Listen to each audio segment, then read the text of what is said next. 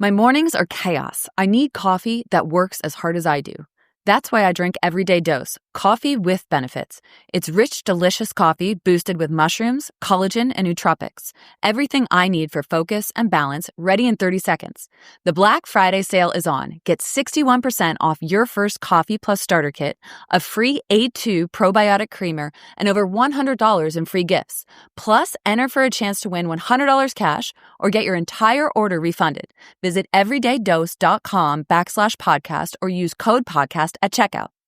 If you're a podcast host, listen up, this one's for you. My name is Allie Jackson. I'm the host of Finding Mr. Height, a dating and relationship podcast that I've been doing for 4 years now, sharing my positive and practical approach to dating that's built on my own life experience. And I wanted to share another experience that I've had, my secret behind monetizing my show. It's called Red Circle, and I was just telling my colleague about how much I love their platform. With Red Circle, not only am I getting a seamless hosting experience, but I also love the support I receive in ad sales. It's not just typical ad sales either. It's targeted opportunities based on my show and my life. And the platform is super simple. You just set your preferences and Red Circle matches you with sponsors that align with your show. You can vet every opportunity and their platform gives you great analytics. More recently too, my Red Circle team has brought me opportunities outside of my podcast on social media to really augment the podcast partnerships, bring them full circle. I just can't recommend them enough. If you want to give it a try, go to redcircle.com to get your free trial. That's redcircle.com for a free trial. This is a More Than Just Podcast production.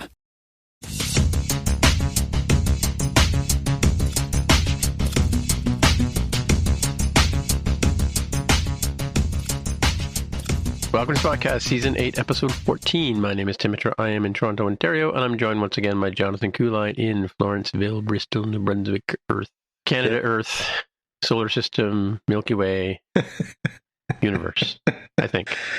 Did I miss something? Yes.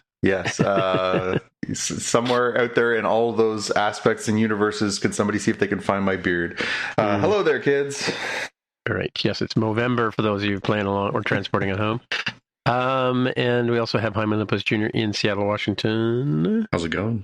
It's going pretty well. Well, I'm kind of tired, but it is what it is. Okay, By the way, we were talking just before the show here about Star Trek and where things are going and whatever, and I didn't want to say it until we were actually recording, but I saw a tweet today by Anson Mount saying goodbye to the set on, or not the set, but the stages on in Mississauga where Strange New Worlds is filmed. So I guess that means they've wrapped up production, or filming, I should say.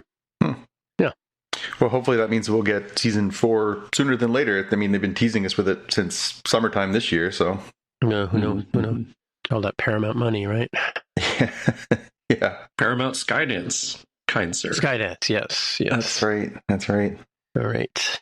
Cool. All right. Well, we do have a fact check from last week. I mentioned that Fantastic Four First Steps, or somebody mentioned it was coming out on Disney, and I was worried that the 3D version would be withheld because it wasn't available in 3D when it was available to be bought before it became published by Disney Plus. But I'm pleased to say that I watched it in vivid 3D on the Vision Pro, and it was like I remembered. So I don't know if either of you have watched the show yet or the movie yet. Not in 3D.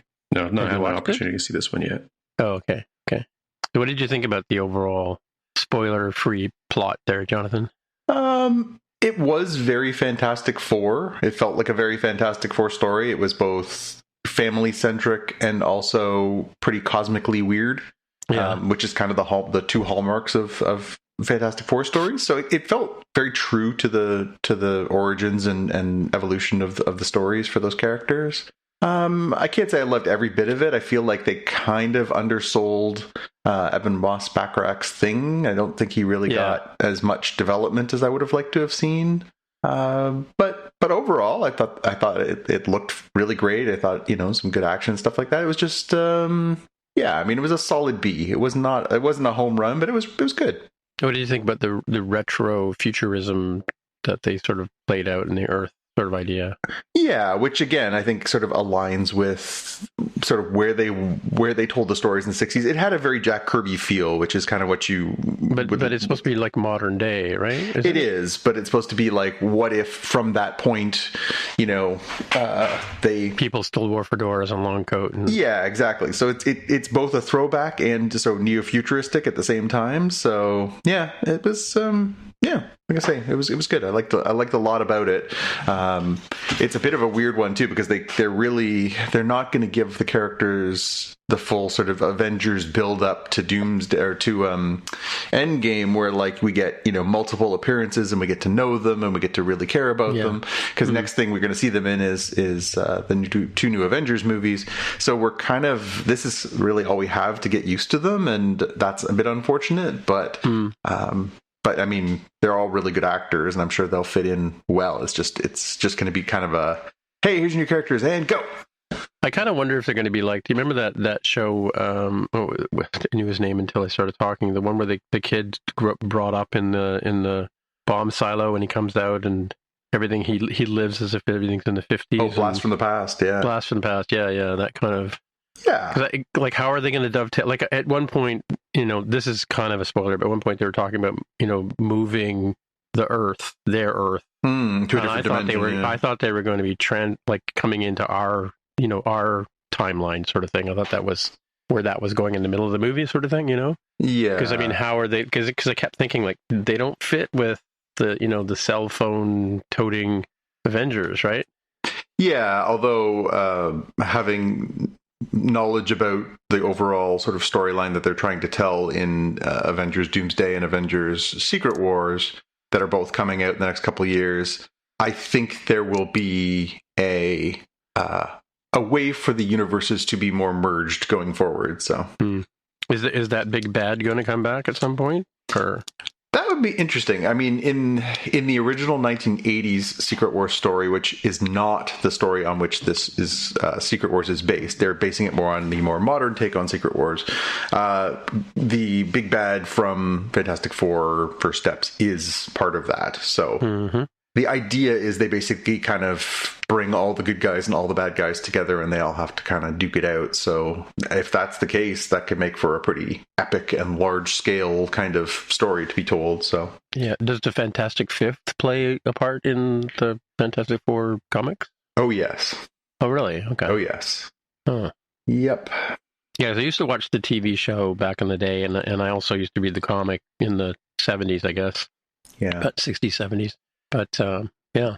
Yeah, in the 1980s, in the comic books, Sue and Reed have a baby. The first one they have, they end up having two eventually. But the first one they have two, and then they have a stillborn, which is a really sad story. But they have Franklin, and it's kind of known, just like it is teased in this and in the movie, that Franklin is because of his genetics is going to become a supremely powerful person. So that I think is going to sort of cascade across the next few stories, is that this child will have some pretty big role to play.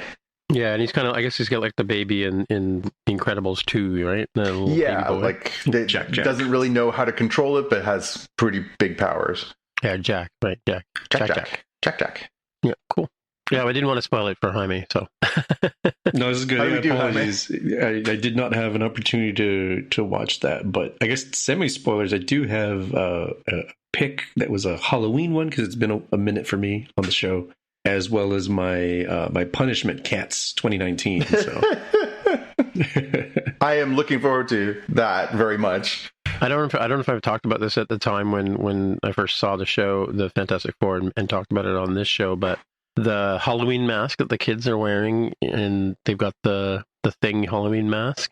That was a thing back when I was a kid. That was that was the mask nobody wanted. It was always in the remainders bin at the Miracle Mart or Eaton's or the Bay. Yeah, cool.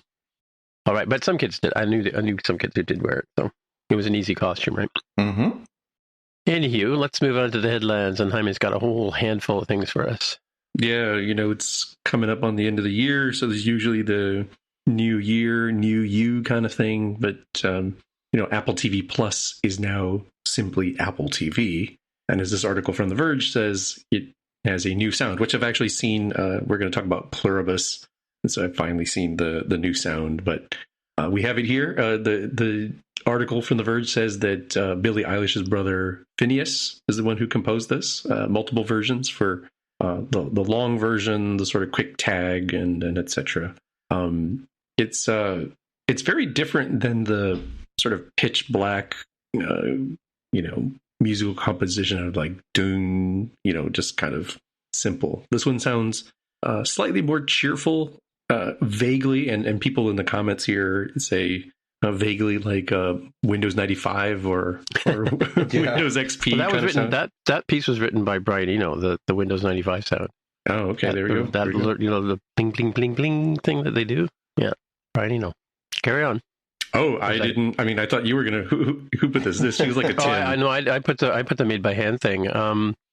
There was also I did notice that the logo had changed because I was running the beta version on my Vision Pro months ago, and they had changed the color, like the logo. It wasn't just the white letters on a black icon. It was sort of like multicolored kind of thing, like this sort of in keeping with where they're going, sort of rainbow colors, right? And then I guess just about the time Pluribus started coming out, we started seeing the new flippy logo with the sound that you're talking about, right? And a lot of people looked at this thing, and sometimes we look at Apple stuff and we kind of like, ooh, I wonder how they did that in Photoshop or whatever they used it in, right?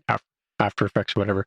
But apparently in this video that I've got here, they actually used large pieces of frosted glass shaped like apples and the word TV, and they animated that. The whole animation is actually done with practical effects, right? So it's kind of cool the way, and so that little flippy icon you see in the beginning of the TV shows now, like Pluribus or whatever, that's actually pieces of glass lit from above, behind, below with multicolors. It's cool. It is cool that like they did it old school. I thought for sure it was CGI. Yeah. Just because why wouldn't it be? Who's crazy enough to spend money on something like this? Do Apple. It like yeah, exactly. No, it's pretty cool. We got a whole bunch of stuff that's coming back. So we were concerned on this very show of like, hey, Alien Earth had a pretty good first season, but semi-spoilers definitely does not resolve by the end of its season. And it was like, well, we haven't heard any announcement yet. Is it coming back? That's kind of a big risk as a producer, a creator, to say, hey, like, let's just assume it will come back. And thankfully it is. They're filming in London next year. And did they have a target here yet? I don't think they set a target in this article. Maybe there's further news, but guess what? Alien Earth is coming back for a second season on FX.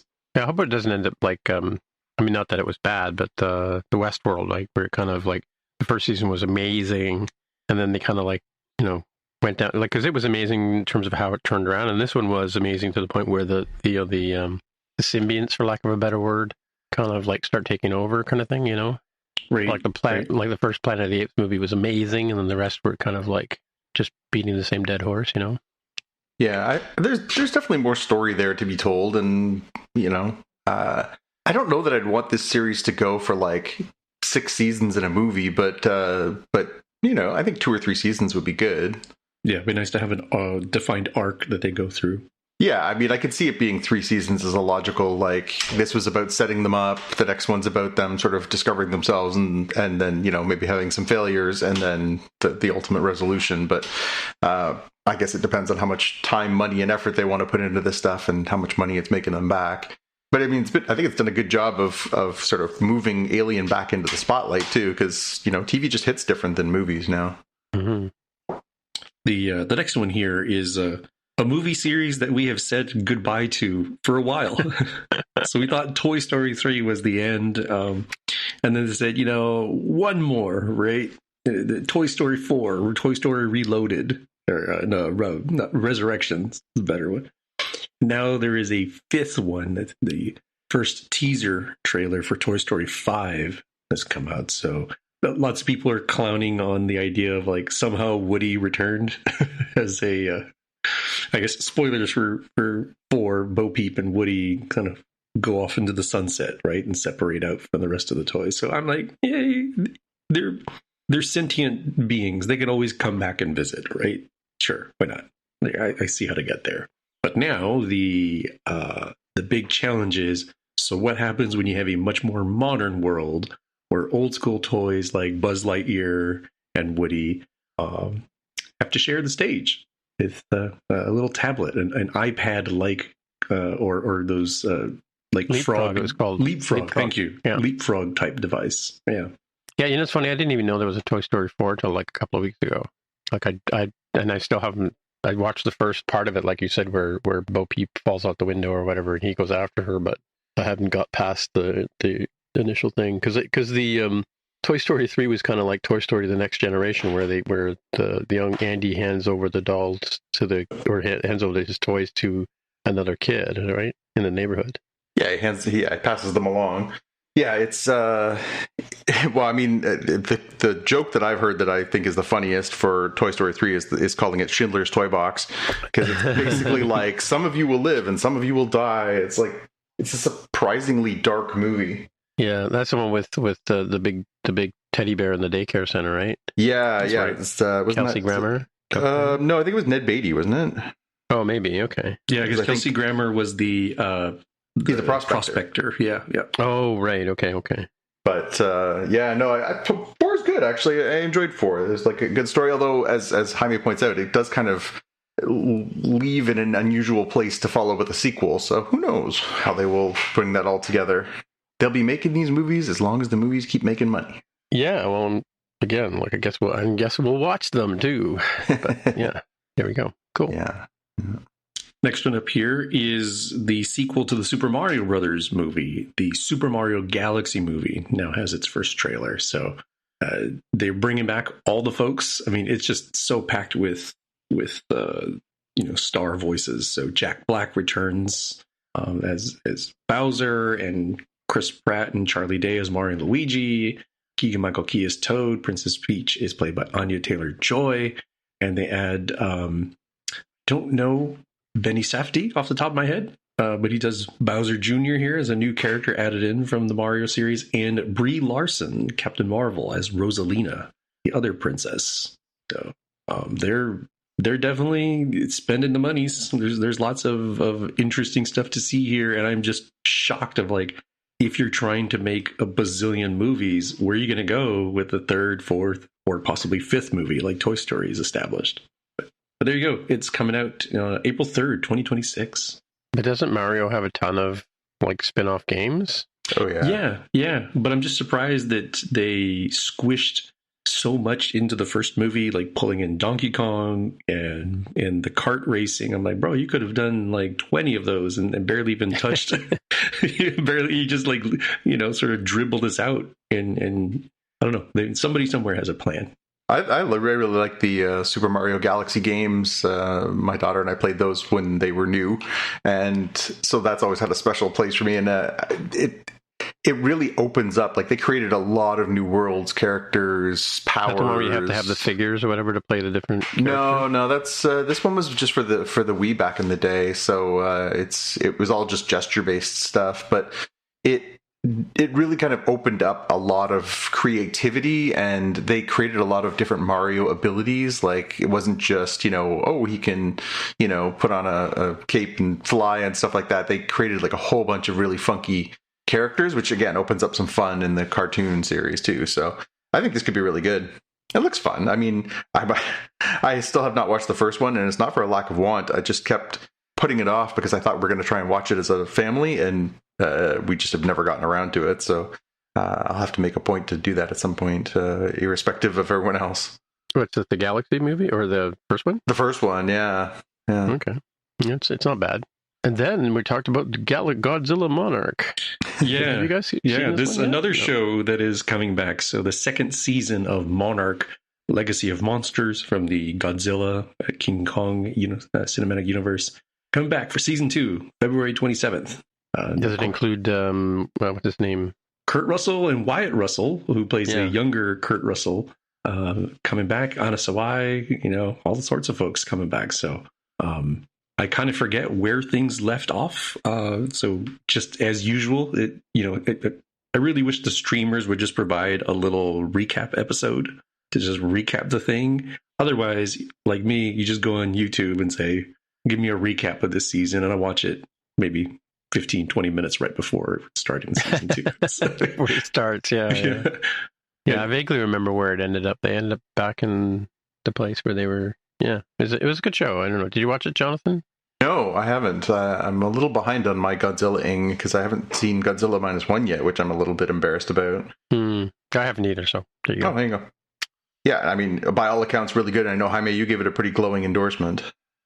Yeah, it's pretty good. I mean, I honestly kind of prefer most of the in the past story.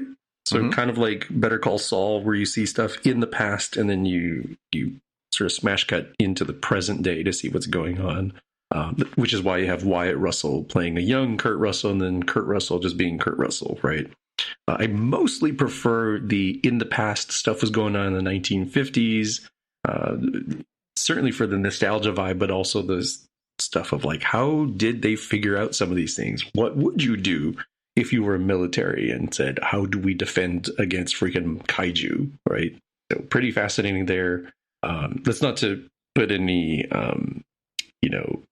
bad claims on the present day stuff. I just kind of prefer to have more. So I'm really glad to see that Wyatt Russell is returning. So we'll get to see more of the in the past stuff as well. Cool. And the Godzilla -1, that's the one with what's his name? Is that the one with what's his name? Englishy sort of. Oh, maybe it's not. There's no American actors in this one? No, this was the Japanese produced movie. Oh, you may be thinking of Godzilla 2014, maybe with like Bryan Cranston or something. There was a couple of them, right? Yeah, but the Godzilla -1 is sort of like, I guess, like a reboot-ish of the original Godzilla from the 1950s. Yeah. Rounding things out here for, You mean rounding home? Oh crap! Sorry, I had opened up all these links and went away, ate dinner, and I didn't realize you added one. I thought mine was last one, but apologies. Well, guess what? If you paid for the MLS season pass, you won't have to do so. Starting in 2026, Apple says, you know what? MLS, those games, those are included with Apple TV service. Very similar to what they're going to be doing with the F1 racing stuff. So they continue to have the games, but they're not going to be charging you extra for it. So F1 will be free? Yeah, F1 streaming for Apple TV subscribers. Can't remember if we covered that story or not. But, yeah, I think we talked about it previously. Did we, during when the movie came out as well? I think they announced it at the same time. Yeah. Maybe this is a good time for a quick aside from the three of us.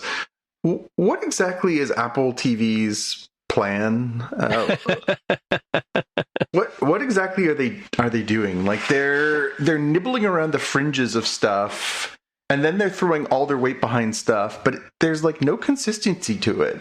Yeah. I don't understand. Like MLS seemed like, seemed like a home run for MLS, not for Apple necessarily, although maybe I'm underestimating the value of the television rights for MLS. Well, are there ads in the MLS? There aren't ads in the MLS games on Apple TV, are they? I mean, it's not like they take a break specifically for that, but they put it into the signage on the field. Like the digital signage that you see in stadium is, regular digital signage. But if you are watching it, if you're watching a Seattle Sounders game, but you happen to be, in Minnesota, you're not going to see Seattle-based ads. You're going to see Minnesota-based ads, and the Seattle people will see Seattle-based ads. Wait, in the Apple TV game, like you know how there's like the ring of signs around the perimeter. Yeah. So those are increasingly digital in the like LCDs instead of just print them out on poster boards kind of thing in the real world, and then through the magic of CGI, just like they put all the little graphics on there. They just they Photoshop them in. Photoshop. Like, I couldn't think of the word. Like the during the Blue Jays series, they had like the big 2025 on top of the Rogers. There is no big giant 2025 signage. So the reason I asked that is because I thought that the whole idea behind sports was because you've got bums in seats, you want to put advertiser dollars in front of those bums in seats, right? You do. So they actually are still ads in the stadium, and then they use digital technology to change them depending on the market. Sure, who's broadcasting them. Yeah, no, I get that. That's brilliant. That's wonderful. It's just like when I watch not that I ever watch an NFL game, but when I watch an NFL game, I notice that the play markers are on the field, even though they're not really there, right? Yep. So, but and don't they do those, changing the pitchers? Because I noticed during the playoff games, now that I'm an expert on baseball, having watched the Blue Jays run, they would, when they changed the pitchers, they would go and show you 6 commercials, right, on the TV, on the regular cable-ish TV, whatever. Yeah, but soccer, no matter what league it is, soccer is a much more free-flowing game. There are no breaks, right? There's only a halftime. So I would imagine at halftime, they will probably maybe have some sponsorship or something else. Although, again, this is the benefit MLS of... isn't baseball. I was thinking MLS was baseball. Major League Baseball is MLB. Is soccer. Oh, okay. Yeah, the issue with MLS is that you basically play 2 45-minute halves, so there really isn't a lot of spot for commercial product display anyway. So it kind of makes sense from an Apple perspective. They don't need the advertising dollars. No, so for them, it's not really a huge priority. And F1's kind of the same thing. It just kind of starts and continues and ends. There's no breaks short of accidents and stuff rain like delays that. Or whatever. Exactly. So you kind of it just kind of keeps moving. It's not like, basketball that has timeouts, or baseball that has inning splits, or football that has, play resets. Even hockey, obviously, there's, commercial breaks and whistles and stuff like that. Mm-hmm. Those two sports seem to make the most sense from a streaming perspective. But it's ridiculous when you actually add a game and you notice how long they're taking for a break. It's like, having played hockey, it's unnatural the amount of times they take breaks and go and clean the snow off the. Well, and you're just standing there, or they'll have some nonsense on the jumbotron while you're trying. Or they blast T-shirts at you or something. Exactly. Yeah. So this is an interesting one too. So coincidentally, today they also announced MLS that they're changing their calendar. So the thing that has distinguished MLS is that they played more for a summer-based schedule, spring, summer, fall, because of North American weather, which makes sense. They announced today that they're going to reorganize starting in 2027, where they're going to adopt a summer to spring season more like the rest of the soccer leagues on the planet, who all play in more temperate areas. And so the season will start in the fall, summer, I guess, and it'll end in the spring, and they'll have their summers off, which means there's one less piece of content for summer, and also means that it's going to be happening coincidentally with the baseball end of season and playoffs, football starting in the United States and Canada, full hockey season, full baseball season. So, I guess I understand from a logistical point of view why they've done this, but now it's also MLS is going to be going head to head, A, with snowstorms in some cities, and B, with head to head with NBA, NFL, NHL, Major League Baseball for stretches. It's a tough fit. I'll be really curious to see how this works out for them. So what happens I do know that there's Major League Baseball and I think hockey on Apple TV now too, right? But what happens are they like regular broadcast TV things, or what do they do for revenue? For those two sports? Yeah, on Apple TV. I noticed, I could watch the Blue Jay game on Apple TV, or I could watch is it just a rebroadcast of the Fox TV show, or? No, I don't think so. I think they're doing their own things, but. Have you watched any sports on Apple TV, Jaime or Jonathan? Just the MLS. Friday Night Baseball for MLB. Yeah, that's what I mean. Yeah, baseball and MLS stuff.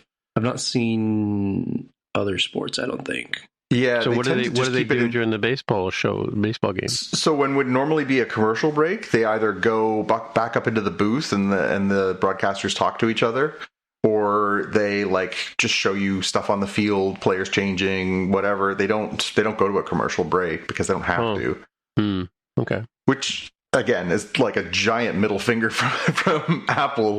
We don't need your advertising revenue. Yeah. Interesting.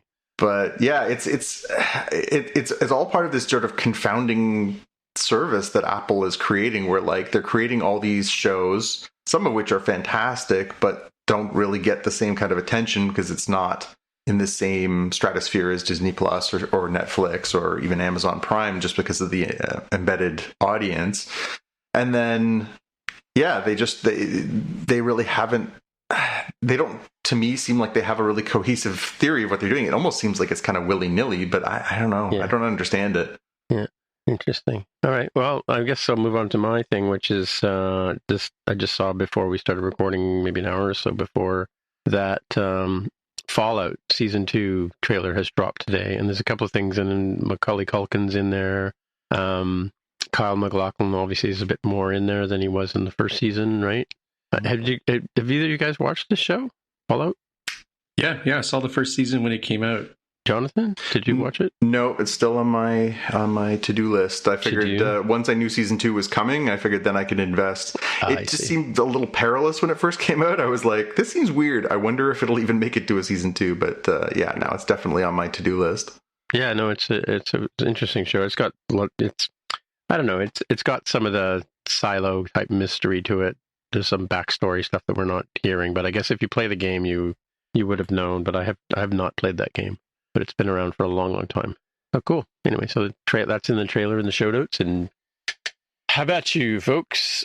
All right, well, that brings us to the main part of the show. We talk about something Star Trek related, and we're still continuing our rewatch of the original animated series. We're going to talk about episode 12 and 11 and 12, and then we're going to do Pluribus, which turns out to be a sci-fi show. So, we're covering season 1, episode 11, the Terratin incident, I think it's called, and the time trap. So, the Terratin incident. Take it away. Gulliver's Travels in Space? Was it Gulliver's Travels, or was it? I mean, it was kind of that. I did a little bit of reading to try and figure out. Apparently, it was a one paragraph story idea written by Gene Roddenberry that got turned into a story. So, the idea was that he liked the idea of little people and what can you do with little people. So I got a real Bottle City of Candor Superman vibe from this one. I don't know if you guys know that reference, but there's a city from Superman's home planet of Krypton that was saved and miniaturized, and so there are Kryptonians living, but they basically live in this bottle. Yeah, it's under glass, right? Yeah. That's what the vibe I got from this one was, when they started with the mystery of this blast hits them while they're investigating this planet, and then all of a sudden they all start shrinking, and they are not sure why, and they're trying to figure it out, and it turns into kind of this, a little bit of this sort of what do you do if you're too small to reach the controls? Right. Apparently everyone turns incredibly clumsy is what happens, because Sulu falls down and breaks his leg, and Chapel falls into the fish tank and almost drowns. I'd like to give them a huge shout out for using the the looped playing of Majel Barrett's "Help! Help! Help! Yeah. Help!" over and over again as she's drowning. Apparently swimming lessons are not mandatory in Starfleet. But I thought this is the one where where Spock and Kirk turn into underwater people. Is that the one? No, Terratin is the one with they get hit with the beams and they start shrinking, right? Well, maybe I watched the next one after that. And it turns out that they're actually space colonists who got stuck on this planet and got sort of shrunk down, and now they can't. Okay, yeah, I was mistaken. I watched episode 13. I don't know. I guess watched ahead or whatever. So you're ready for next week? Okay, I am ready for next week. Let's talk about next week's show. Okay, so this is the shrinky shrink one. Right? Yeah. Okay. Cool. Yep. But again, it was really funny too, because I found myself at the beginning of this episode, I was kind of impressed with how sort of not dumbed down and scientifically vaguely accurate it was. They were talking about DNA strands, they were talking about, actual science, and I was like, man, for a show from 1973, they're not dumbing it down, they're not talking down to the audience, they're not spoon feeding them, they're doing what Star Trek always did. They're kind of, mixing real science with sort of future tech gobbledygook. And I was like, this is pretty good. And then later in the episode, they beam Kirk down to this planet, and he's like exploring the planet while like active volcanoes are going off and lava's flowing past him. I'm like, yeah, science is somewhere went out the window here, because he would have been like, asphyxiated and or vaporized at some point during all this. But sure. Yeah, it kind of reminded me of Land of the Giants. You ever watch that show? I don't think so. It was basically Gilligan's Island. These people got onto this sort of spaceship futuristic, thing, and they travel around and they end up crashing. And where they crash is the Land of the Giants, and so they're all tiny, like bobby pins are like 10 stories tall, and they put them, when they capture them, they put them inside beakers and stuff like that. It was all done with like practical and camera effects and stuff like that. And yeah, it was pretty cool, trashy show from it was from 68 to 70 apparently, but yeah, I watched it like religiously. Yeah, but the kind of same sort of thing, with giant cats chasing these little tiny people, right? It's like, there's like a couple of pilots, and there was like a kid and a good-looking lady and a various people, and there was a sort of Dr. Smith type character. Yeah, exactly. Yeah. Jaime, what did you like and dislike about this one? Yeah, I think this one is a pretty fun way to make use of the animation, right? You do something that would be way harder to do with the original series. But I think the same kind of concerns that you had are where I share. The improbability? Yeah. I mean, it does take all right, so Terratin was the space colony that, these guys wandered into this area and they shrunk. Okay. If you just take that, then it's kind of fun seeing them be like, hey, I need you to do this thing. Bro, I can't reach the control panel. What do you want me to do? I'm getting too small to do it. Yeah. Ultimately, I think this one was a fun notion. And you're right. I think this is a good example of how you can use animation to your advantage, right? Like, they didn't have to rebuild the sets. They didn't have to, do all kinds of, whatever special effects and whatever. It was just like, yep, this is fine. Okay, I have a question for you. I'm both impressed and a little bit sort of weirded out by the fact that like so many different characters have different skin tones. So like even Kirk and Bones don't have the same skin tone, which credit to them, which is fair. Like, I'm going to stand in defense of Caucasian people, which is really not where I want to be, but we're not all the same color. We got some shades, not a lot, but we got some. Mm-hmm. But Spock is yellow, and I find that a little weird. Well, he's supposed to be green. I mean, he has green blood, right? I guess he looks distinctively different, and I every time they show him, especially standing next to the other characters, I'm like, oof, this feels vaguely racist, and I'm not sure why. Well, that is keeping in tradition, because I do not recall which episode this is, but I'm pretty sure it's one of those we went back in the past episodes, or we went to a planet that is based on a book from the past, and I think Kirk introduces Spock as Chinese. Am I wrong about that? I swear this happened. Is this like the whole Data is French running gag? It's one of those. I'm gonna have to look that up. Well, even in the next episode of Time Trap, the Klingons are very brown. Yeah, right? They are pretty distinctively Middle Eastern looking. Well, I don't know, Middle Eastern. I guess so. Yeah. Like they're not black. They're not African. They look much more like stereotypes of Middle Eastern. Well, and there's another Vulcan, and there's also an Andromeda lady, right? In fact, there's a whole series of them. Yeah. Well, there's even a Gorn, right? Yeah. Yeah. Let's see. According to the internet here, City on the Edge of Forever is where Kirk and Spock run into an Earth police officer.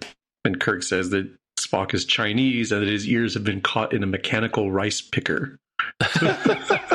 So making him yellow or yellow tinted for the green skin, the green blood, and introduced as being Chinese. I'm like, in TOS, I'm like, it tracks. Okay. Yeah. As a reminder, we get into late 90s, early 2000s, and the Andorians, like Jeffrey Combs' Shran character, calls the humans, the Earth folks, as pink skins. And we always kind of wondered, does he say that to Mayweather as well? Yeah. Or Hoshi? Yeah. Like, you're all pink skins, not you two. Yeah.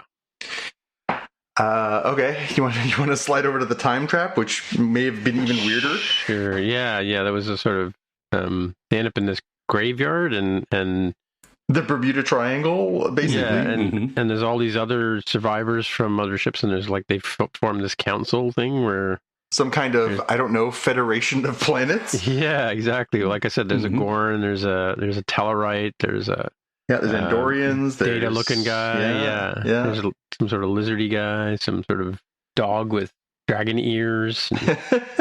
I'm just looking at a picture actually here in my IMDb database, but and so they get trapped in this thing and nobody can get out of it, right? Yeah.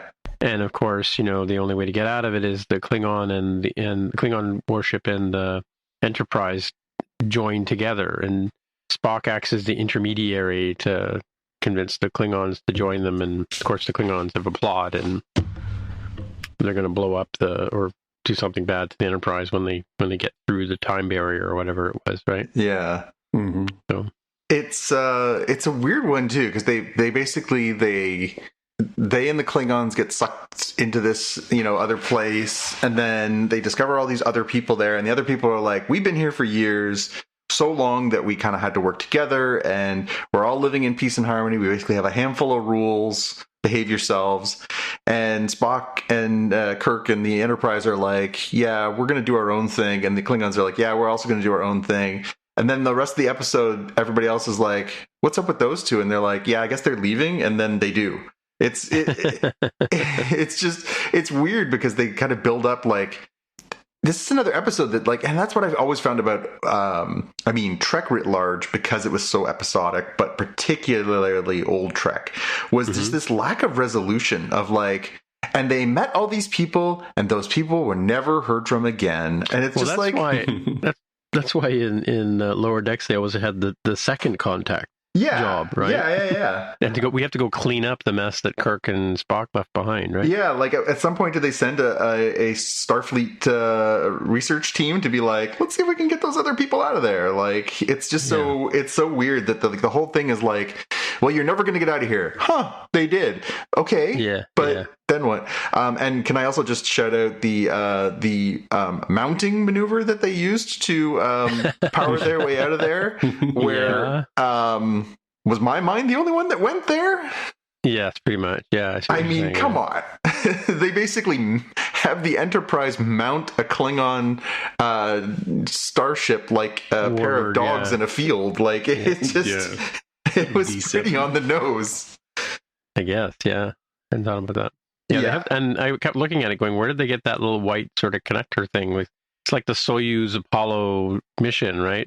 And I wonder too, like you said, this is 70 something, right? 73, yeah, fall 73. Yeah, that was around the same time as the Soyuz Apollo mission, where they had to build this fancy docking mechanism that would connect the Soyuz to Apollo capsules, and then they met in the middle and shook hands and handed each other little banners, little tiny, almost like sports teams when they meet and give the other team banners, right? Yeah.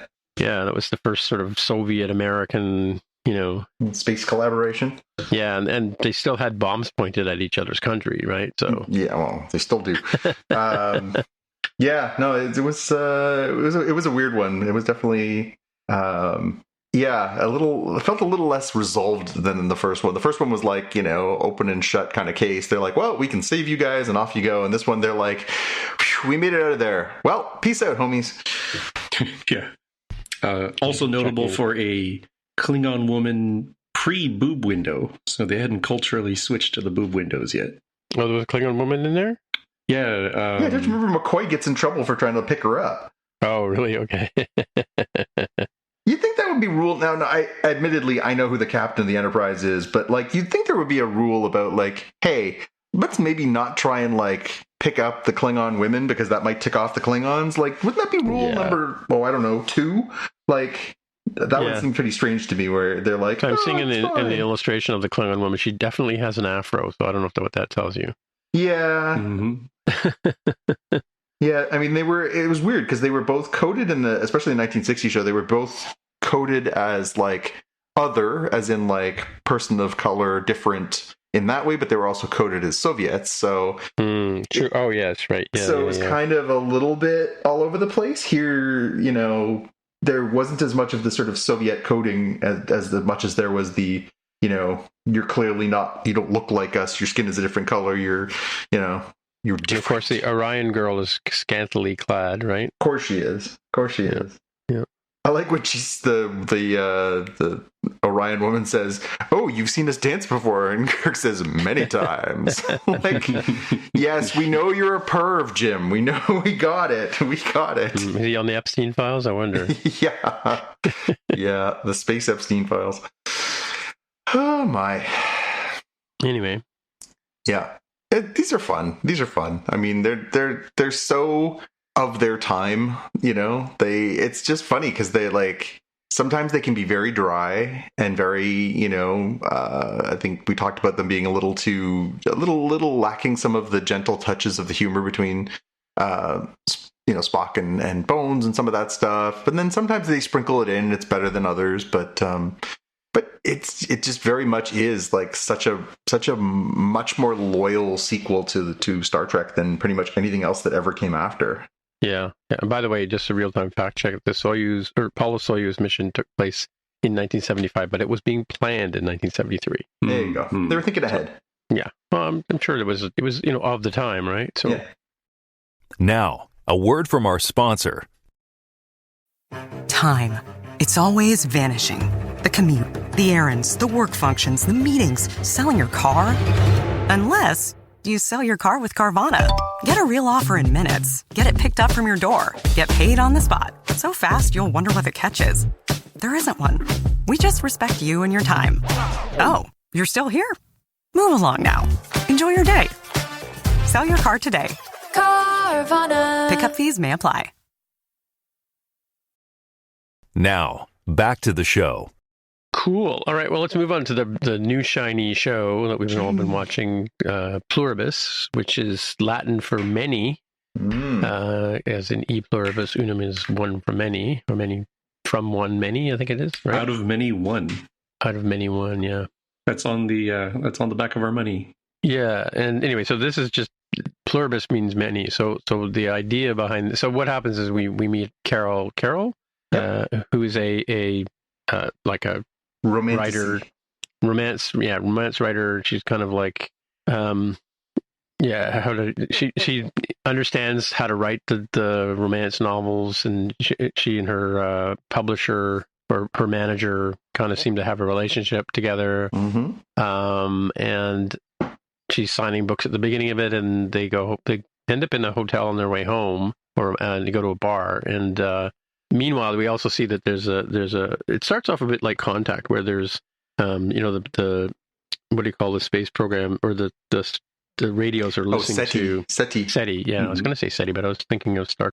But anyway, so the SETI mission, and they decode this signal, which they find out breaks down into like a sort of binary code, and it ends up creating, I think, an alien virus, right? Or it gives them... Well, it's basically RNA, they say at one point, right?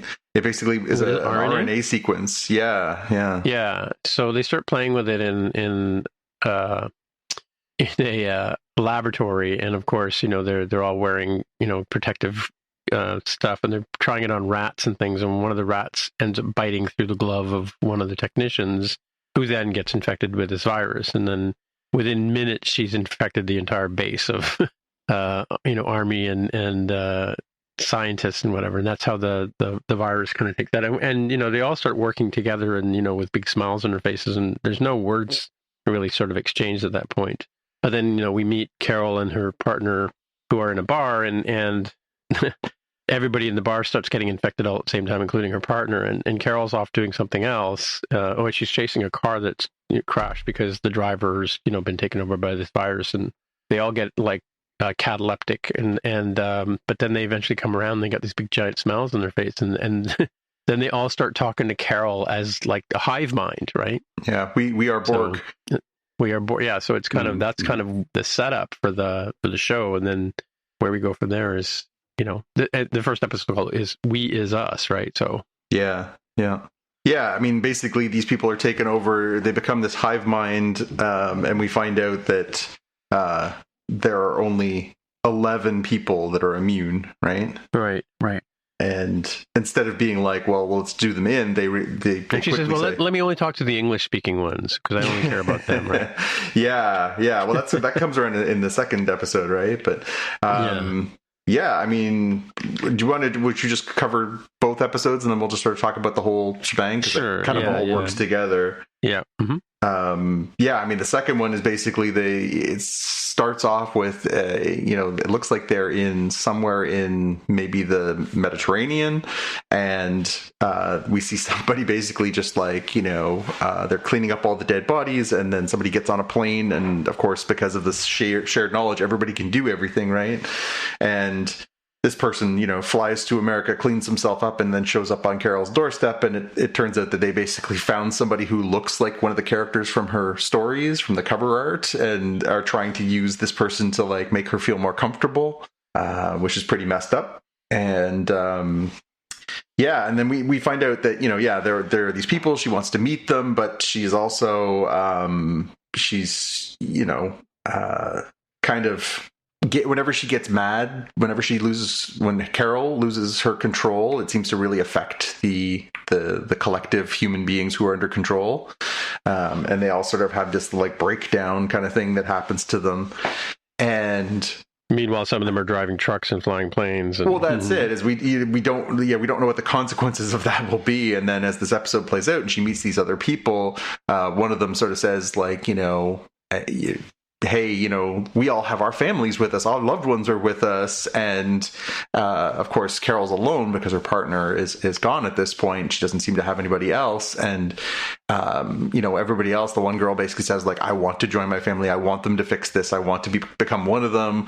The other ones are like clinging to their like family members who, of course, are now possessed by this hive mind.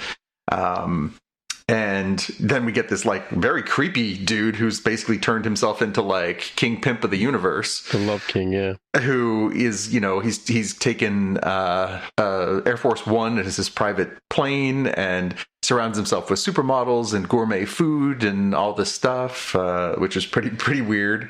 But it's really weird the way they've kind of positioned this where, she's taking the position of like, well, if you're aligned with the hive mind, you're betraying humanity, and they're of the mindset that like, there's nothing to be done about it. So you just got to kind of roll with it. And everybody seems to be accepting of this except for her. So she's really setting her up as like an us, her versus the world kind of position. So the other startling thing that we are revealed here is that we get the sort of spokesperson for the hive mind, which is Zosia, and she reveals that the taking over of humanity ended up with 876 million people dying, which is messed. And then we find out that Carol's outburst that seemed to give them like that pause and shock and whatever killed another 11 million people. So at Carol's walking, and at one point she makes a quip where she basically says like, I'm the worst mass murderer since Stalin. So yeah, I mean, it's a really interesting concept, this show. I mean, I think we all came into it not really understanding what they were going to be trying to do, other than the tagline that Vince Gilligan, which had teased, which is basically, what if the worst person in the world was the last hope for humanity? But I found this like pretty compelling. Like, I was really quite they use the countdown clock in the first episode, counting down to this sort of time, so you kind of have a sense of like how far out you are from things and where things are coming together, and then they start counting upwards from the time that things actually happen, and it's pretty propulsive for a first episode, especially because there are some pretty long stretches where things are quiet. The part where she's trying to get Helen into the car and she's trying to get to the hospital, and there's a lot of long stretches with no dialogue, but it's still pretty engrossing. And then the second episode was almost like absurdist humor, right? Like she's like, are you effing kidding me? To all these people who are like just so accepting of this circumstance that is so messed up. It does make you immediately think like, how would I react? And, again, really good television makes you think, it makes you, put yourself in that position and question. But so there was I heard some analysis today on a couple of shows I listened to, and they were sort of comparing it sort of to how people are accepting or not accepting of AI in a sense too. Like the way it's kind of thing. And the other sort of position is that's kind of like religion in a sense, right? Like these people are all accepting one kind of behavior and she's not, right? Yeah. Jaime, what's your take on all this? This was weird and interesting, I thought. The tone of the two episodes is interesting because the first one plays much more like horror. It's much more like The Last of Us, when everything goes awry. And the second one is much more comedic, but still unsettling. So it's, if you've enjoyed Breaking Bad and Better Call Saul, where there is the funnies, the ha-has, and then the, oh my God, did that just happen? You'll definitely have that in these, at least these two episodes that we've seen. The other thing I kind of appreciated was like, I was shocked that we didn't spend the entire season, oh, where are the other people? How does she find the other people? Oh, she finds them. She just straight up asks, can I meet them? Oh, what's going on with the virus? How does it? We know darn near everything about it so far, or at least we know way more than we did, first season of Severance, right? Like we didn't have a clue what was going on, really. And this is very different than that. So I found myself thinking about this after watching the two episodes because I really enjoyed it, and I just a major shout out to Rhea Seehorn, who I love. I think we talked about before. She was incredible on Better Call Saul, and I think it's well past due that she gets this kind of huge meaty role. But I found myself thinking after two episodes, okay, Vince Gilligan has said he thinks this could go for 4 seasons. Where do they go from here, and what is an ultimately satisfying conclusion for this story? Are we supposed to be rooting for Carol to be able to restore humanity? Are we rooting for her to, sort of make life difficult for the people who are now possessed by this alien RNA? Like what's the angle of this that is the most sort of continually enjoyable and ultimately satisfying? Yeah, it's a bit like The Good Life in a sense, right? Like it's got that sort of The Good Place? Good Place, yeah. Otherworldly kind of society's completely on its ear kind of thing, right? And very existential, like, because you can't help but think about, like, well, if this was the way of things, how do you fit? How do we fit? What is it to be a human being? Is it our autonomy that defines us? Are we us if we are, in this condition? Are these people beyond redemption? I don't know. What do you think, Jaime? Yeah, I'm kind of not sure where things are going to go because it is. All right, so you mentioned the Borg, which is great because the Borg assimilation came to mind. But what also came to mind was from Rick and Morty. Rick Sanchez has Unity as a girlfriend, right? Where it's portrayed as being, less taking away your individualism, less sort of brutality than the Borg, but still you lose your individuality. So. But the whole society is like that already, right? So, like the whole planet. Yeah, whatever. And then you have what are there, 6 of them total that who speak English there in the meeting, and you have Carol is the only one who doesn't have a family member, and then also the dude from Mauritania, but he's clearly doing stuff with the models there. He doesn't seem to care. Yeah, he's like, this is totally cool, right? Everybody else, except when they talk about their views on consuming animals, right? Yeah. So there is that aspect of like, they said they won't kill. They won't kill. They will use the meat that's already in the refrigerators and freezers and stuff. And the Mauritanian guy, if he kills something, I guess they'll go ahead and cook it up. So it's very fascinating there. And then you have the survivors, the English speaking ones, who are sort of deluding themselves. And, oh no, my son is here. My daughter, my aunt, I can't remember what and sister was. And Carol is like, hey, little kid, is a plastic speculum or a metal speculum better for a pelvic exam? And he explains quite well. I was like, yeah, see, like I curse and scream all I want in front of your kid. This is not your kid anymore. It looks like your kid.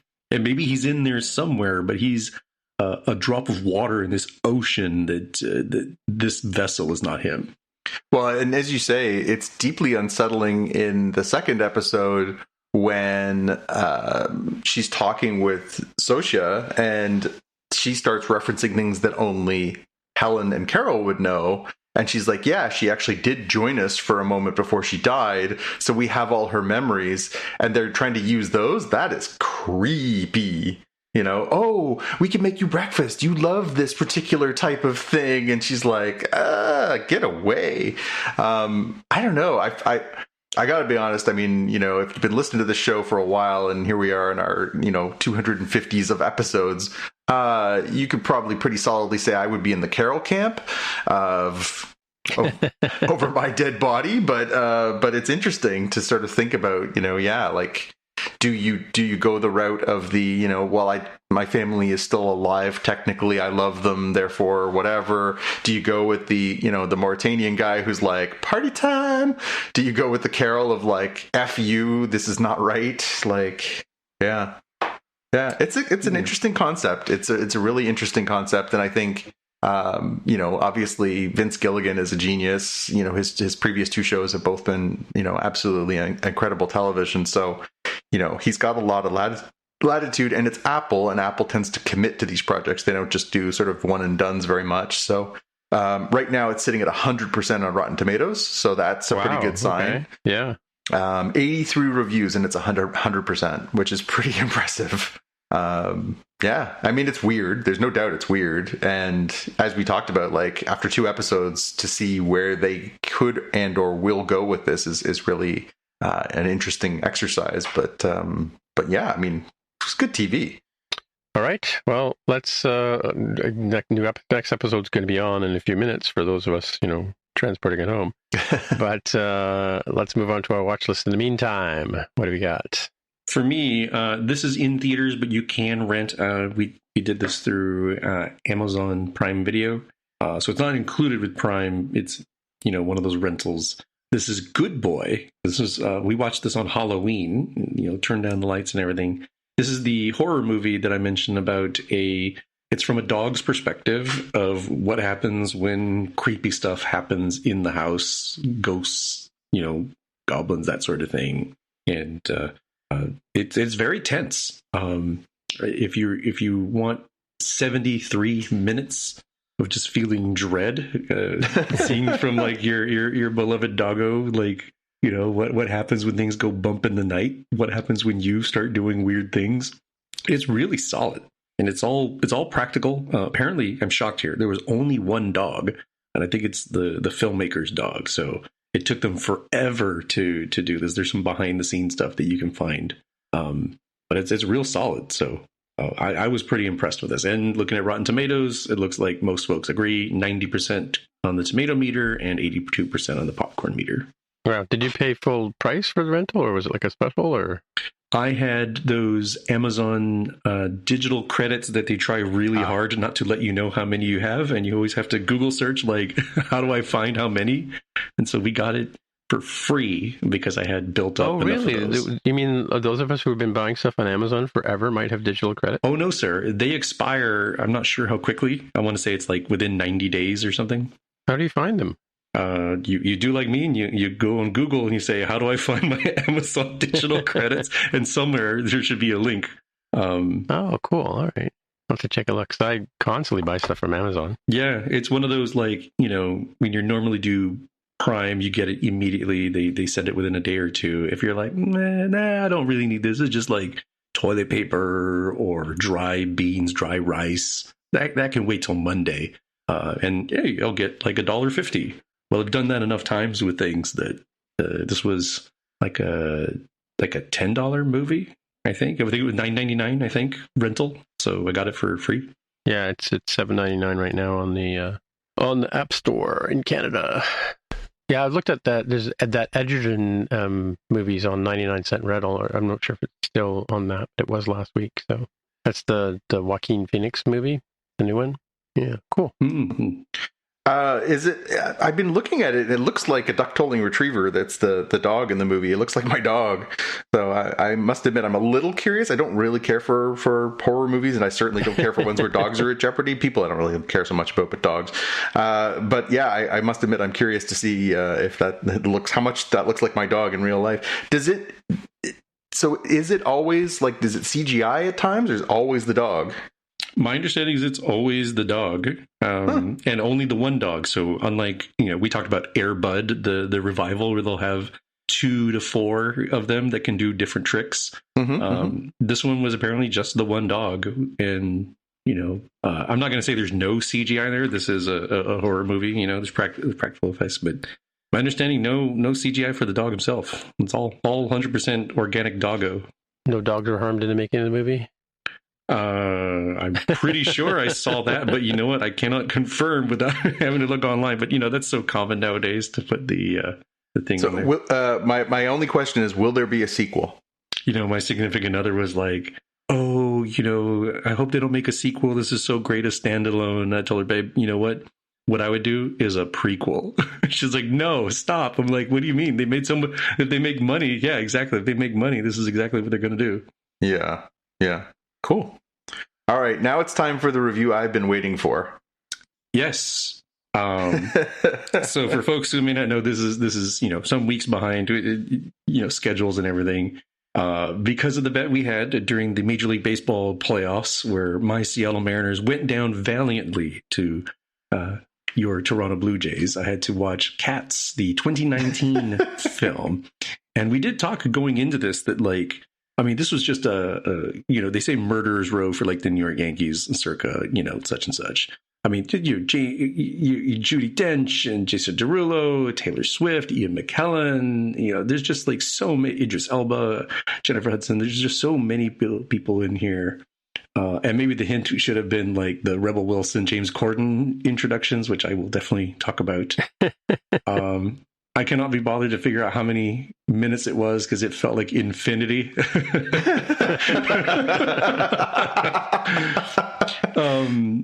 It was a struggle. This was also during the Halloween weekend, and I lucked out. So I had told you gentlemen I was going to have to pay money for this. That would have been true had I watched it on Halloween itself.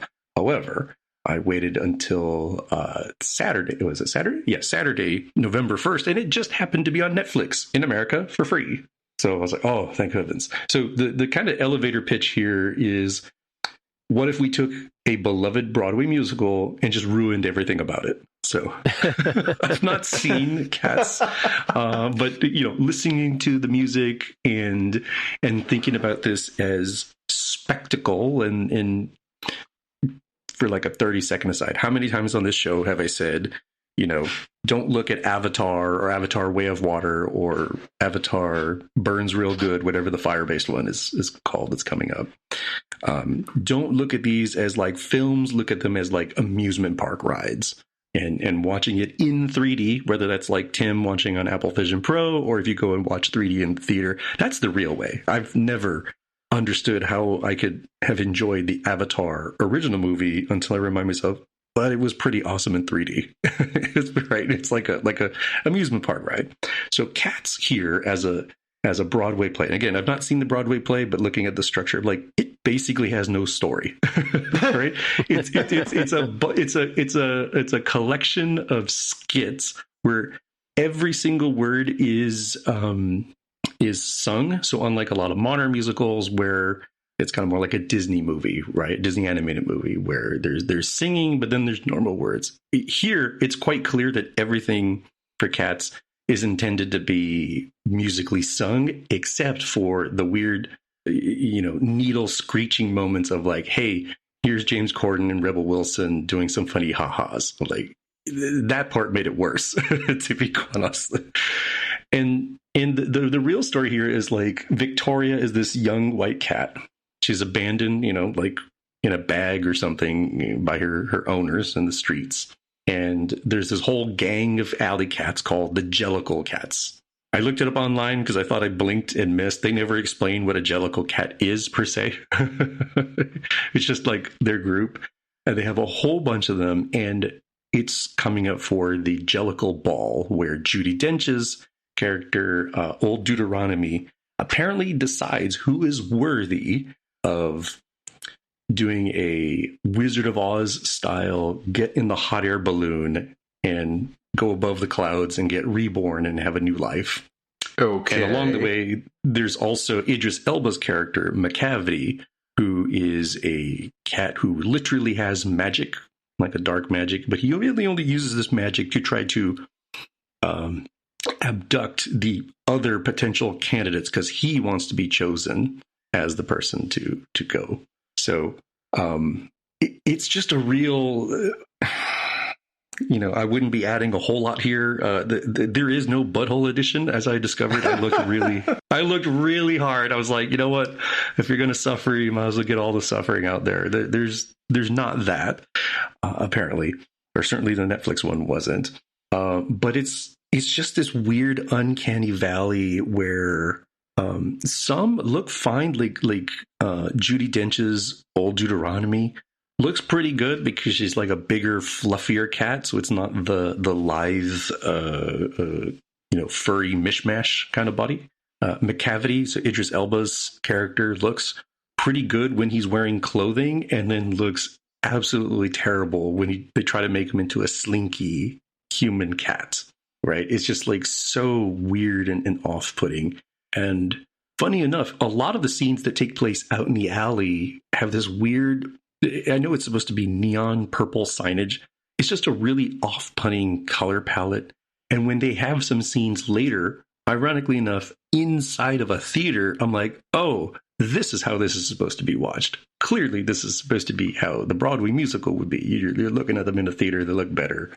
So in terms of best pew pew pew, there is Mr. Mistopheles, another magical cat who's kind of like a good magic cat. During one of the songs, he does some minor magic, and arguably McCavity stealing the Jellicle cat candidate is kind of cool. Kind of whisks him away into like sand or dirt. I'd also have to say, like, it's kind of weird because it seems like, is the whole plot point here like Jennifer Hudson's character, who was an outcast because she was hanging out with McCavity and she wants to rejoin society and nobody wants her? Like, did she basically die? Spoilers, did she basically die at the end? Because she's the one who becomes the candidate and ends up selected to live a new life. So I'm very terribly confused there. In terms of Easter egg hunt, I had already mentioned the connection in my head to the Wizard of Oz and Dorothy and the Wizard taking the hot air balloon. But I also found this weird musical tone that I'm very curious if people have watched the Broadway musical. If you've ever heard the weird cat meow plus gong plus synthesizer sound, this play predates Gremlins in 1984. Cats came out in 81. This is from 84. The play. Now, like if you know the song thing that I'm talking about from Gremlins, I really hope this comes across. Yeah. No, I know what you're talking about. Yeah. Yeah, like that same sort of synthesizer cat sound. I'm like, was that just like a thing in the 80s? I thought it was a thing specifically for Gremlins, and now I'm like really terribly confused. Also, kind of rounding things out for the music. Apparently, the Taylor Swift song is an original song that she helped write, and is arguably one of the best songs, to be honest. So, apologies to fans of Cats, but it's got weird stuff like Rebel Wilson like zips off her skin, and that's a costume change. It's so disturbing. You're like, she just like as if she was wearing a suit, like a cat suit, but she unzips, her fur skin, and it comes off bloodlessly. It comes off like a coat, and then she's wearing a different costume, and then she does that again. And James Corden is basically just like, goofball TV host James Corden, and not really And neither Rebel Wilson nor James Corden are really acting in this. They're kind of just doing an SNL skit, is what it feels like. Yeah, straight up comic relief. Yeah. So, did your significant other watch this with you? She did. I told her, you don't have to. This is my cross to bear. Punishment. Yeah. She's like, no. She's the one who's into musicals, and she wasn't really like that jazzed about this either. So, if even a fan of musicals is like, yeah. Here's the thing. I told her, look, and I believe there is a Cats movie that is just like the Hamilton quote unquote movie. Like the play, it's like they just videotaped the play very well. I don't want to mistake it, but it wasn't like, oh look, let's go CGI Lin-Manuel Miranda to look like a cat or something, right? Like they didn't do that. So the budget makes no sense. It's like they completely wasted the budget. Like the art design is bad. The scale of everything doesn't make any sense, and it's like inferior to what if we just went to Broadway and got out some camcorders and recorded the play, which I'm sure is wonderful. Again, you don't need a lot of plot. It's really more spectacle, song, and dance. Just like, Avatar isn't great that plot, but is great as a amusement park spectacle story. So I do have some. In the tradition of Spotcast, I do have some fact check. It is an hour and 50 minutes, in case people really wanted to know. It says here on December 21st, 2019, a mere 2 days after its release, Universal Pictures announced that they would be releasing a new version, updated CGI, at an undisclosed time. And apparently there was a version where they did have visible buttholes, but that never saw the light of day, right? Yeah, I think they said that they tried it, but it just was really not going to work, so they dumped it. So Sir Andrew Lloyd Webber was so affected by the disastrous reception of the movie that he ended up adopting a Havanese puppy and had the dog registered as a therapy pet. And when asked by an airline via a note asking whether he really needed the dog, Lloyd Webber responded, "Yes, just see what Hollywood did to my musical Cats." And the airline sent approval back with a note saying, "No doctor report required." And of course, I don't know if you can remember this, but Ricky Gervais said that it was the worst thing to happen to cats since dogs. There we go. According to Wikipedia, this had a budget of 80 to 100 million. And remember, multiply it by 3 because you got, marketing costs and everything. And a box office of 75.5. So even if we pretend that it was just word of mouth, they lost big time money just on that. Well, it's because what's interesting too in the fact check here, they were saying that the animators only had 6 months to do all that work. They had 2 months to do the promotion and then 4 months to finish the movie. They said it was brutal. 90-hour weeks, people sleeping under their desks.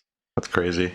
Yeah, I have independently seen that. Like, it seems like they really chose the wrong director, and I don't just mean I disagree with artistic choices, but the rumor says that the director didn't understand that for a CGI type film, you don't get to see full render. You're going to see animatics, right? You're going to see the wireframe version or the version that looks kind of like it's made out of like plastic, right? He's like, no, this looks terrible. I need to see the real thing. They're like, you know how much time and money it takes to render the full thing? Like you need to be good with watching the little CGI puppets move. And if you're not, we got to fix that. And then we can do all of the texture work and everything. So it's insane that I see the release date was December 16, 2019. It's clear they wanted to hit the holiday season. Yeah. This is a movie that should have waited till the next one then. Or started earlier. Yeah, Tom Hooper, apparently, he was the director behind Les Miserables, which did really well, right? And in fact, the year before, he had won the Oscar for The King's Speech, right? And then he won, he got the Raspberry, the worst movie of the year for this movie. Yeah, so this is interesting, right? So you would say, hey, well, The King's Speech, and then you got Les Mis, another play, seems good. I'm like, yes, if he had done it like the Broadway play, where... Well, it was supposed to be animated too, but apparently he wanted to do live action. Okay. Yeah, I could see this being like, a DreamWorks film kind of thing, Illumination film, but once they went real life, having it be a CG based film, you should have said, this guy will not know what he's doing.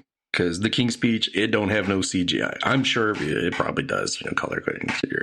The same thing with Les Mis. Like, I'm pretty sure they actually shaved Anne Hathaway's head. I don't think they CGI'd her head. No, they did. Yeah. Right? So, like, this doesn't play to any of his strengths. Like, you'd want, like, I don't know, Peter Jackson to come in and do this right. Somebody who knows how do we do Hobbit style scale, make things, in camera or CGI, whatever's cost effective, whatever looks good, and who knows, like, hey, guess what? I'm gonna have to look at the animatics, get an idea. Do I like this? And then go on with it. So it's criminal how poorly this was done. So this was, I don't know, appropriately a good. We struggled to find my weakness. I think we definitely chipped the armor right here. Okay, so obviously it's a tough list to think of off the top of your head, but is this the worst movie you've ever seen? Is it on the short list? I don't believe it's the worst, but it's definitely on the short list. I'm gonna have to think about this. And now I'm unclear. Should we have a similar bet again? I'm like, what are you gonna do now, Jonathan? What's left? It's like I'm basically. The DC comic character Doomsday now. Like, I can't die from the same thing. Like, you have to come up with something all new to defeat me. I was thinking more the opposite. I was thinking, oh dear God, if I lose a bet to Jaime now, I can't imagine how hard he's going to be looking for something really bad for me to watch to get revenge for this. But that will not stop me. I think we'll definitely have to keep the wagers coming to spread the pain around. It's absolutely admirable of you to honor the bet and take this one for the team. But I'm glad it made for at least a good conversation. That's the nature of doing a podcast, I think. Yep. Find each other's weaknesses and exploit them? Is that the point? Yeah. Sweep the leg. There you go. Sweep the leg. Oh man. Well, I can't top that for my watch list, but I'll try and keep it moving. So over the past few episodes, I've been talking about doing my Stranger Things rewatch, since we are now a mere 2 weeks away from the beginning of the 5th and final season of Stranger Things. I did finish my rewatch of season 4, which obviously is the penultimate season.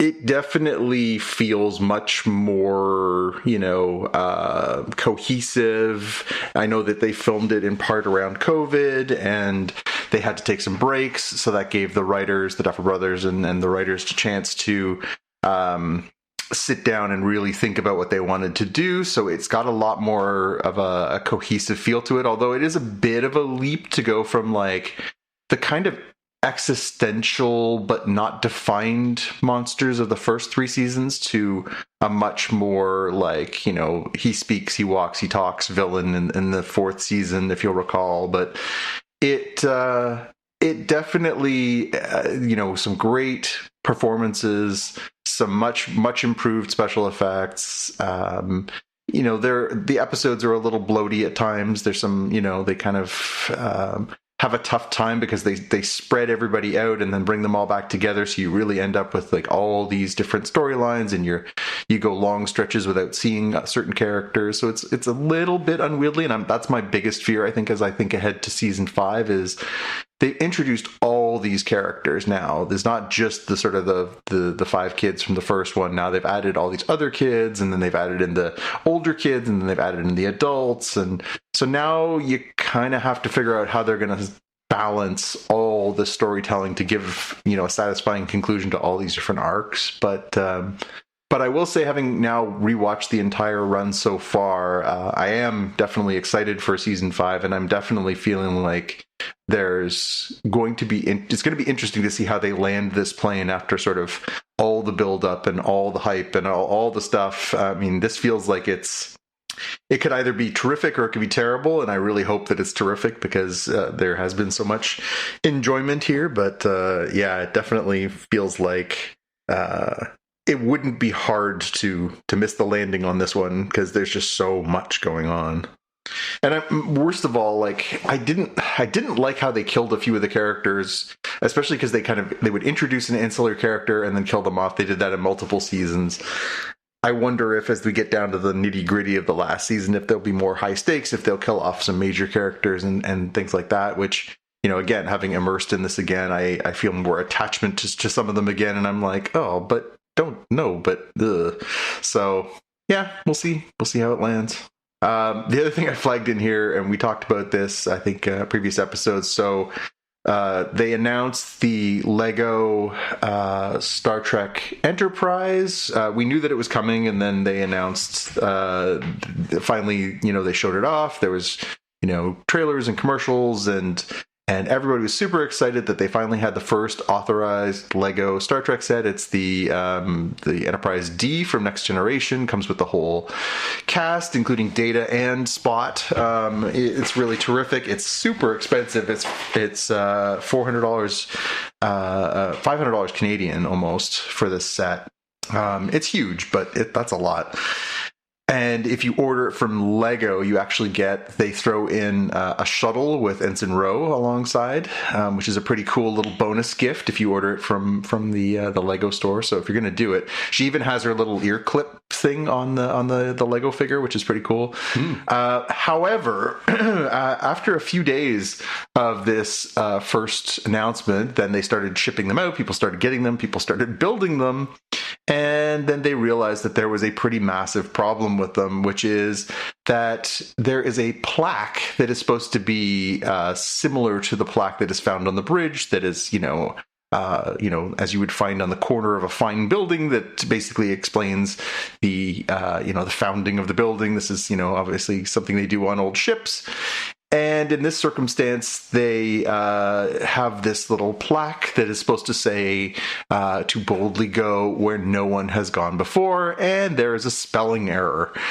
So it says to boldly go where no one has gone before. They lost an L, and the internet and social media has been pretty merciless about this mistake. And so, I have not seen anything from Lego yet.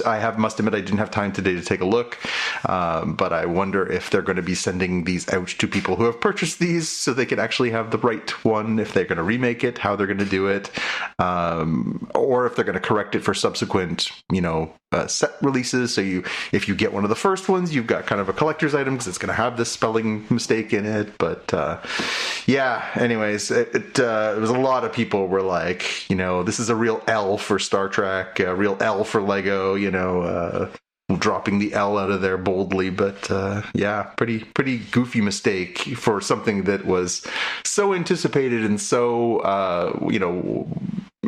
trumped up and excited when they were announcing it, to fall flat on its face like that so quickly was pretty funny.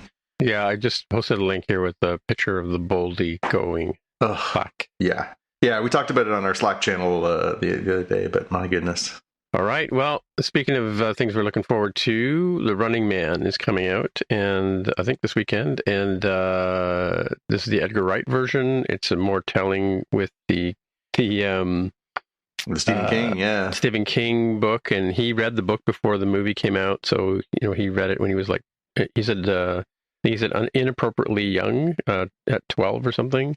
He was allowed to read Stephen King books, and he met Stephen King. He went and got Arnold Schwarzenegger's blessing on it, and they've put Schwarzenegger's face on the $100 bill in this universe. So. Yeah, which is kind of cool. And there's an interview here I've got with Edgar Wright and on Seth Meyers. He was on 2 nights ago, so yeah, pretty good. So looking forward to that.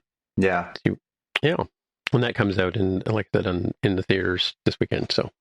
And that's about it for this time. So, hey, Jonathan, people want to get in touch with you. Where would they find you? Oh, take a look on Blue Sky or on Instagram. I'm at JPK News, or you can head over to YouTube, youtube.com/@JPK. All right. And Jaime, if people want to get in touch with you, where would they find you? I'm on Instagram as @DevWithTheHair. All right. Well, my name is Timitra, Timmitra. You can find me trolling on Blue Sky and sometimes on Mastodon and Threads and things like that. So I go to Threads for my humor fix for the day. Yeah. Until next time, we'll see you in the future. Bye. Bye. Bye. You've been listening to the Spotcast podcast. If you want to find out more about the podcast or see the episode show notes, visit the Spotcast website at spotcast.com. If you have feedback or questions, you can get in touch with us on the website. If you like the show, please consider recommending us to a friend, writing a review on iTunes, or pledging any amount at patreon.com/spotcast. You can find details on how to help us on our website, spotcast.com/sponsor us. Thanks for listening, and we'll see you in the future.